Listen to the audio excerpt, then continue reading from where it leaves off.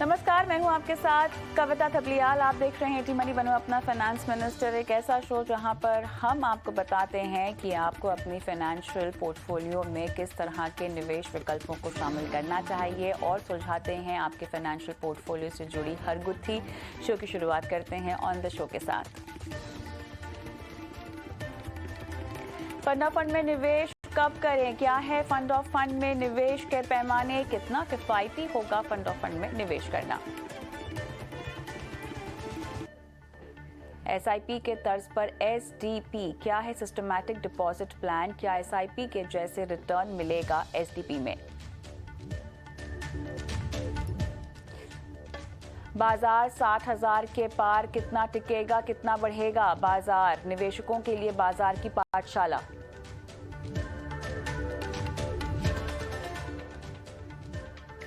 साथ ही आपको बताएंगे कैसे बनाएं एक संतुलित पोर्टफोलियो। आप चाहें तो अपने सवाल हमें भेज सकते हैं। आपके इन्वेस्टमेंट से जुड़े हर सवाल को आप व्हाट्सएप करें। नंबर आपकी स्क्रीन पे फ्लैश हो रहा है 9619873567। इस नंबर पर हमें इंतजार होता है आपके सवालों का।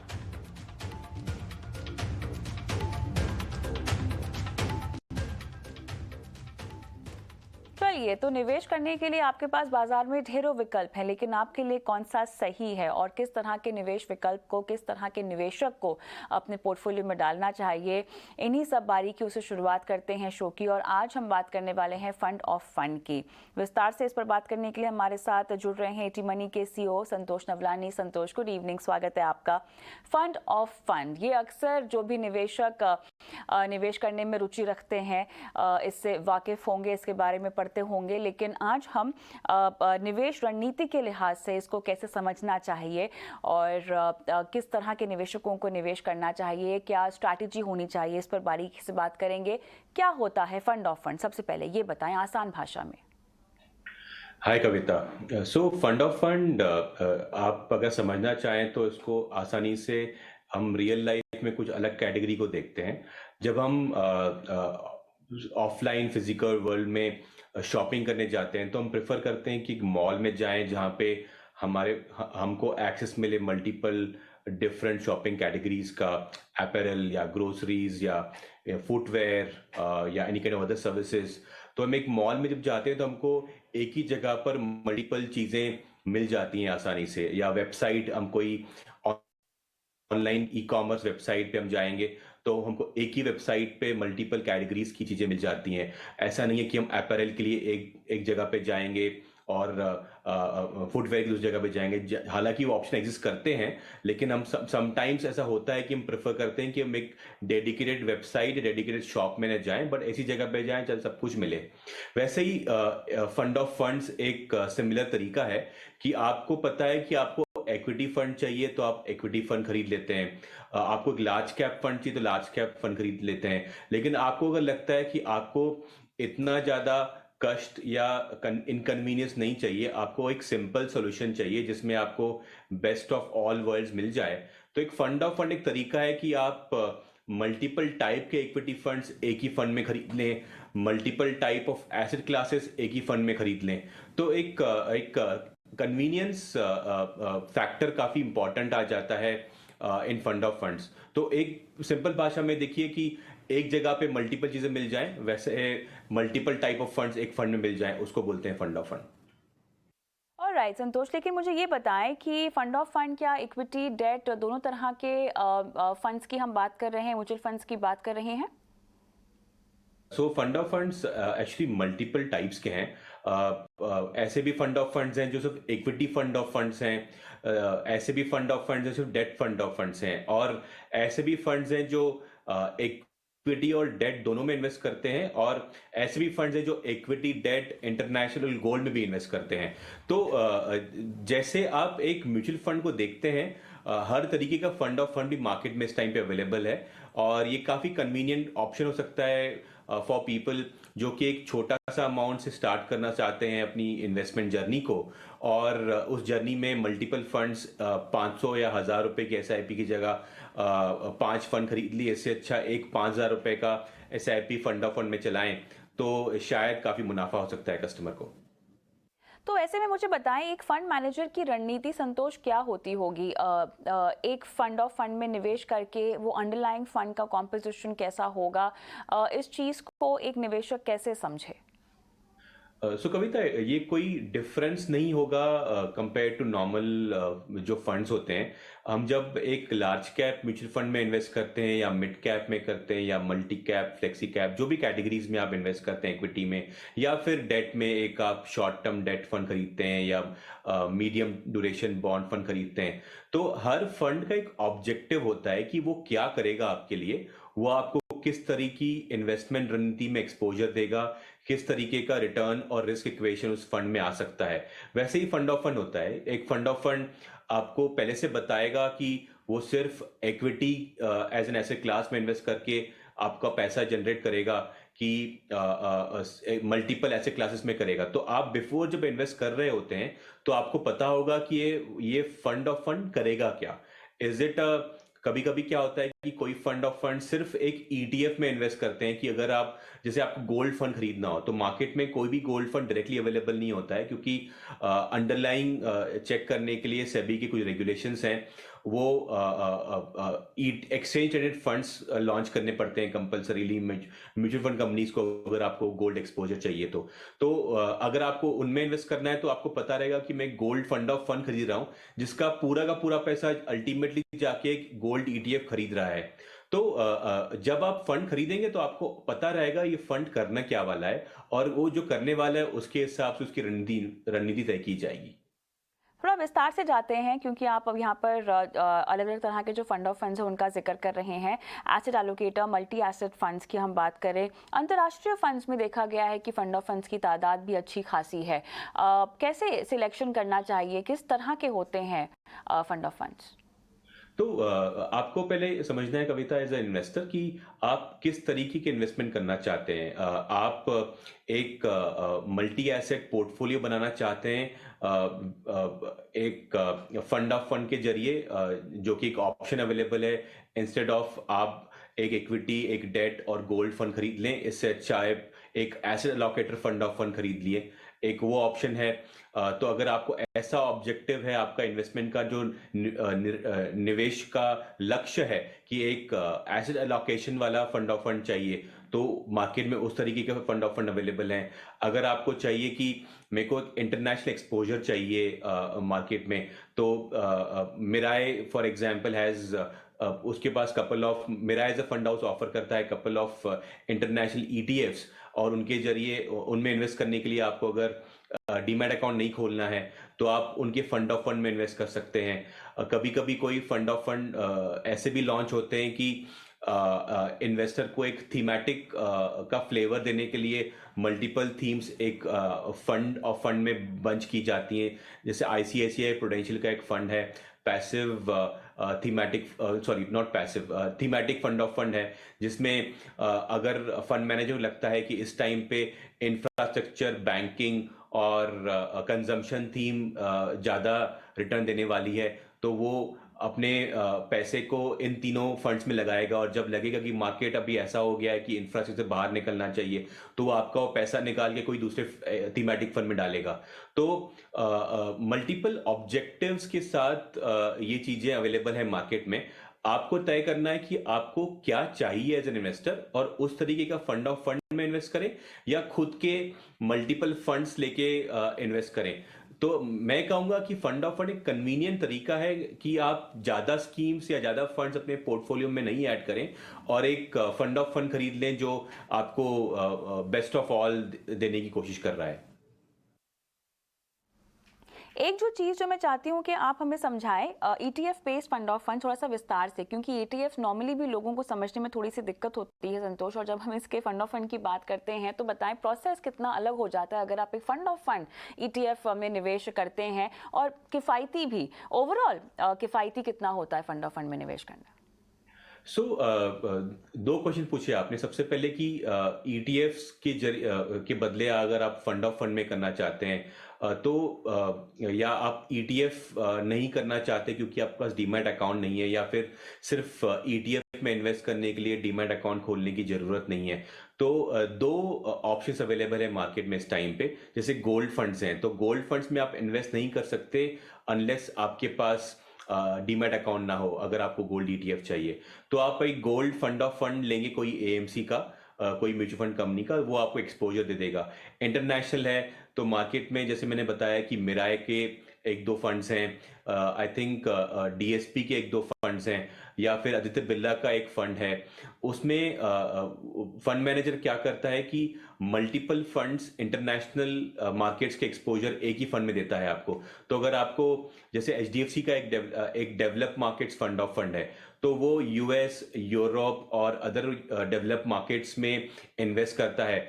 तो अगर एज ए इन्वेस्टर आप मल्टीपल मार्केट्स में इन्वेस्ट करेंगे तो आपको 4 फंड खरीदने पड़ेंगे या 5 फंड खरीदने पड़ेंगे।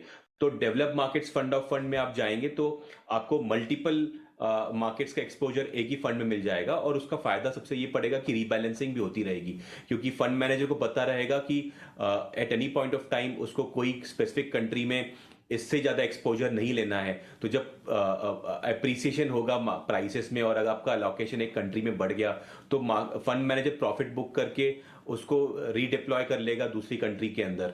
तो ये एडवांटेजेस मिल जाते हैं फंड ऑफ फंड में। एक और तरीका आ जाता है कि आपका रीबैलेंसिंग बहुत आसान हो जाता है, आपका इन्वेस्टमेंट स्ट्रैटेजी बनाना आसान हो जाता है, क्योंकि आप बोल रहे हैं कि मेरे को कन्वीनियंट सॉल्यूशन चाहिए, मेरे को मल्टीपल फंड्स मैनेज नहीं करने हैं। अब ये हमें बताएं, तमाम कैटेगरीज जो आपने हमें समझाई हैं, किसी को कब शामिल करना चाहिए फंड ऑफ फंड अपने पोर्टफोलियो में, और उसको शामिल करने के फायदे नुकसान क्या होते हैं? अगर मान लीजिए मेरे पास एक बेसिक पोर्टफोलियो तैयार है, क्या उसके बाद भी फंड ऑफ फंड की जरूरत होती है?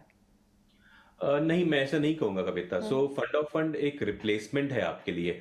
तो अगर आप एक ऐसे इन्वेस्टर हैं जिसने अपना पोर्टफोलियो अच्छे से डाइवर्सिफाई करके बनाया हुआ है कि एक जितना आपको अपने रिस्क एपेटाइट के हिसाब से सूट करता है, एक large cap, mid cap, small cap, debt, international, gold की ऐसे क्लासेस हैं, इनके फंड्स आपके पोर्टफोलियो में ऑलरेडी शामिल हैं, तो मैं नहीं कहूंगा कि आपको फंड ऑफ फंड की जरूरत है। लेकिन जब आपको लगता है कि आपको सिर्फ equities as an asset class है डोमेस्टिक पर्सपेक्टिव से, कि मेरे को डोमेस्टिक मार्केट में इन्वेस्ट करना है, वो मैं large cap, mid cap, small cap exposure ले लूंगा अच्छे फंड्स खरीद के। लेकिन आपको लगता है कि डेट और गोल्ड और इंटरनेशनल, जो कि एक पोर्टफोलियो का शायद एक लॉन्ग टर्म इन्वेस्टर के लिए डिफरेंट डिफरेंट टाइम्स पे डिफरेंट अलोकेशन होगा, तो फिर आप उस एक्सपोजर को लेने के लिए एक फंड ऑफ फंड सोच सकते हैं। जैसे मैंने बताया कि HDFC develop markets fund of fund है। तो अगर आपको लगता है कि सिर्फ अमेरिका एक मार्केट नहीं है जहां पे आपको इन्वेस्ट करना है, या चाइना एक मार्केट नहीं है आपको इन्वेस्ट करना है, आपको मल्टीपल मार्केट्स का एक्सपोजर चाहिए, तो HDFC develop market fund of fund आपको एक एक्सपोजर दे देगा जो कि मल्टीपल मार्केट्स में इन्वेस्ट करता है। अगर आपको चाहिए कि मेरे को गोल्ड और सिल्वर में इन्वेस्ट करना है, तो जैसे अभी एडलवाइस का एक एनएफओ आ रहा है और couple of other NFOs lined up हैं, उसमें गोल्ड और सिल्वर ईटीएफ एक ही फंड में मिक्स करके आपको दिए जा रहे हैं। तो आपको लगता है कि आपको सिल्वर ईटीएफ अलग नहीं खरीदना है, या सिल्वर फंड ऑफ फंड अलग से नहीं खरीदना है, और एक कंबाइंड एक्सपोजर चाहिए precious metals as an asset class के अंदर, तो आप वो ले सकते हैं। तो डिपेंड करते हैं आपने अपना पोर्टफोलियो कैसे बनाया हुआ है। अगर आपने पोर्टफोलियो बनाया हुआ है ऑलरेडी पूरा डाइवर्सिफाइड, तो जरूरत नहीं है। लेकिन आपको लगता है कि आपने कुछ हिस्सा पोर्टफोलियो का नहीं बनाया है अभी तक, तो आप एक फंड ऑफ फंड ले सकते हैं टू फिल दैट गैप। चलिए, क्या एक नई तरह की इन्वेस्टमेंट स्टाइल को इंट्रोड्यूस करने के लिए जो थोड़े से मंझे हुए निवेशक हैं वो फंड ऑफ फंड्स को शामिल कर सकते हैं क्या? यस, बिल्कुल। एक्चुअली डेट एक ऐसी कैटेगरी है, डेट म्यूचुअल फंड, जो बहुत कम निवेशक इन्वेस्ट करते हैं कविता। रिटेल मार्केट अगर मैं देखूं तो सब लोग, बहुत लोग सिर्फ इक्विटी और हाइब्रिड फंड्स में इन्वेस्ट करते हैं। अगर हाइब्रिड में आपने करके रखा है तो आपको शायद डेट एक्सपोजर नहीं चाहिए। लेकिन आप एक प्योर इक्विटी फंड इन्वेस्टर हैं और आपको लगता है कि आपको डेट एक्सपोजर चाहिए, आपको डेट कैटेगरी समझ में नहीं आती है, तो कुछ कुछ और एक्चुअली डेट फंड में समटाइम्स अगर आपको अच्छे रिटर्न चाहिए, तो आपको अगर डेट पोर्टफोलियो को ढंग से एक्टिवली मैनेज करना है, तो आपको कभी-कभी समझ में आएगा कि लिक्विड या लो ड्यूरेशन फंड्स खरीदने चाहिए, कभी आपको लगेगा कि शॉर्ट टर्म फंड खरीदना चाहिए और कभी-कभी आप लॉन्ग टर्म इन्वेस्टर हैं तो डायनामिक बॉन्ड फंड या मीडियम ड्यूरेशन फंड्स खरीद सकते हैं। लेकिन आपको लगेगा कि यार कि मैं एक लॉन्ग टर्म इन्वेस्टर हूँ और मुझे ये इनकन्वीनियंस नहीं चाहिए कि हर 1 साल या 2 साल में कौन सी डेट फंड कैटेगरी सुटेबल होगी। तो debt fund of funds market में अवेलेबल हैं जिनका ऑब्जेक्टिव ये होता है कि एज लॉन्ग एज आप 2 या 3 या 4 साल इन्वेस्टेड रहना चाहते हैं तो फिर फंड मैनेजर डिसाइड करेगा कि इस बार डेट फंड ऑफ फंड में कौन से तरीके के डेट फंड्स होने चाहिए कि जैसे आपका रिस्क भी कम हो और रिटर्न भी अच्छा है। तो I think debt fund of fund category काफी इंटरेस्टिंग है और मैं समझूंगा कि काफी रिटेल इन्वेस्टर्स एक डेट फंड ऑफ फंड खरीद के अपनी डेट पोर्टफोलियो की को कंप्लीट कर सकते हैं इंस्टेड ऑफ थिंकिंग कि कौन सा डेट फंड खरीदने के लिए सही टाइम इस टाइम पर है। मौजूदा स्तर में या मौजूदा हालात में क्या आप इंटरनेशनल फंड ऑफ फंड्स को रेकमेंड करेंगे या कहेंगे निवेशकों को कि उन पर आपका ध्यान रहना चाहिए अभी और थोड़ा सा आने वाले वक्त के लिए? सो कविता, अभी जितने भी मार्केट में international fund of funds available हैं ऑन ईटीएफ रूट और डाइवर्सिफाइड रूट, तो हर फंड का अपना अपना ऑब्जेक्टिव है। अगर आप देखेंगे तो अगर आप इंटरनेशनल फंड्स में इन्वेस्ट करना चाहते हैं, लॉन्ग टर्म व्यू लेना चाहते हैं, तो फंड ऑफ फंड के जरिए in my opinion HDFC develop markets fund of fund एक अच्छा तरीका है। नैस्डैक फंड ऑफ फंड्स जो मार्केट में अवेलेबल है वो एक अच्छा तरीका है एक्सपोजर लेने के लिए। आई थिंक वैनगार्ड का जो टोटल मार्केट यूएस का total market fund of fund है नवी म्यूचुअल फंड की तरह से, वो एक लॉन्ग टर्म एक्सपोजर इंटरनेशनल लेने का अच्छा तरीका है। थीमेटिक आइडियाज जो होती हैं जिसमें इलेक्ट्रिक व्हीकल या एआई या फैंग प्लस ऑफ मेरा है, वो काफी थीमेटिक इन्वेस्टमेंट आइडिया जिसमें हाई रिस्क इन्वॉल्वमेंट है और कॉन्सेंट्रेशन रिस्क बहुत ज्यादा है। तो मैं नहीं समझूंगा कि इंटरनेशनल जो कि एक छोटा सा पार्ट आपके पोर्टफोलियो का होगा उसमें आप थीमेटिक कैटेगरी ले लें। अगर आपके पोर्टफोलियो का एक छोटा सा पार्ट इंटरनेशनल है तो डाइवर्सिफाइड होना चाहिए और उसमें fund of fund ETF route पे अवेलेबल नहीं है ज्यादा, बट नॉर्मल फंड रूट पे काफी अवेलेबल हैं जो आप एक्सपोज कर सकते हैं। चलिए, तो यहाँ पर हमने फ़ायदों की तो बात कर ली है, किस तरह से फंड ऑफ फंड की स्ट्रैटेजी पर आपको अमल करना चाहिए वो भी जान लिया है, लेकिन अगर आपने थोड़ा सा भी ध्यान नहीं दिया संतोष और चूक हो गई तो कैसे ये आपके लिए परेशानी भी हो सकती है ओवरऑल पोर्टफोलियो प्लानिंग में? मैं नहीं कहूंगा कि अगर कोई परेशानी हो सकती कविता, बट हर इन्वेस्टमेंट स्ट्रैटेजी के प्रोज एंड कॉन्स होते हैं।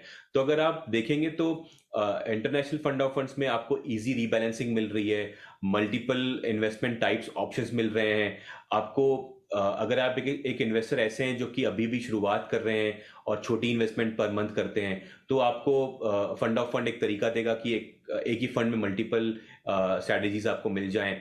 लेकिन कॉन्स भी आते हैं, तो कॉन्स पर्सपेक्टिव से मैं देखूंगा कि अगर आपको लगता है कि आपको एक इक्विटी टैक्सेशन चाहिए और आप फंड ऑफ फंड ऐसा ले लेंगे जिसमें मल्टीपल एसेट क्लासेस इन्वॉल्व हैं, तो आपको डेट का टैक्स लगेगा जो कि आपको मजबूर करेगा कि आप 3 साल तक अगर इन्वेस्टेड रहेंगे तो आपको आपकी इनकम की टैक्स स्लैब का रेट लगेगा और 3 साल के बाद इंडेक्सिंग बेनिफिट मिलेगा। तो आप अगर लॉन्ग टर्म इन्वेस्टर हैं तो आप ऐसा फंड ऑफ फंड ले सकते हैं जिसमें टैक्सेशन इक्विटी का ना हो। तो आपको समझना चाहिए कि आप कौन सा टैक्स एप्लीकेबिलिटी चाहते हैं और उसके हिसाब से फंड ऑफ फंड चूज करें। और अगर मैं देखूंगा तो एक्सपेंस रेशियो एक ऐसी चीज है जो एक्सपेंसिव साइड पे होती है फंड ऑफ फंड की, क्योंकि आप 2 बार पैसा पे कर रहे हैं। आप एक पैसा पे करें जो अंडरलाइंग फंड्स का एक्सपेंस रेशियो है, आपको वो भी बिल किया जा रहा है, और आप जो फंड ऑफ फंड का एक्सपेंस रेशियो ऊपर से आ रहा है वो भी एक बिल। तो अगर फंड ऑफ फंड के रिटर्न्स अच्छे नहीं आए तो आपका पैसा थोड़ा नुकसान हो सकता है। लेकिन अगर जैसे मैंने आपको बताया कि आप पहले से डिसाइड करिए कि आपको क्या सॉल्व करना है और उसके हिसाब से आप चूज करेंगे तो शायद ये खामियां आप नहीं एक्सपीरियंस करेंगे एज एन इन्वेस्टर। चलिए, तो काफ़ी विस्तार से हमने फंड ऑफ फंड्स को किस तरह पोर्टफोलियो में शामिल करना चाहिए और बारीकियां आपने समझाई संतोष, समय निकाला, बहुत बहुत धन्यवाद आज की इस पेशकश में शामिल होने के लिए। थैंक यू कविता। लेकिन ईटी मनी बनो अपना फाइनेंस मिनिस्टर में हम आगे बढ़ेंगे और रुक करेंगे दूसरे मुद्दों पर। और हमारे साथ अब जुड़ रहे हैं हमारे दो और मेहमान, मनियरी स्कूल के फाउंडर अर्नव पंड्या और जीएसटी इन्वेस्टमेंट के चीफ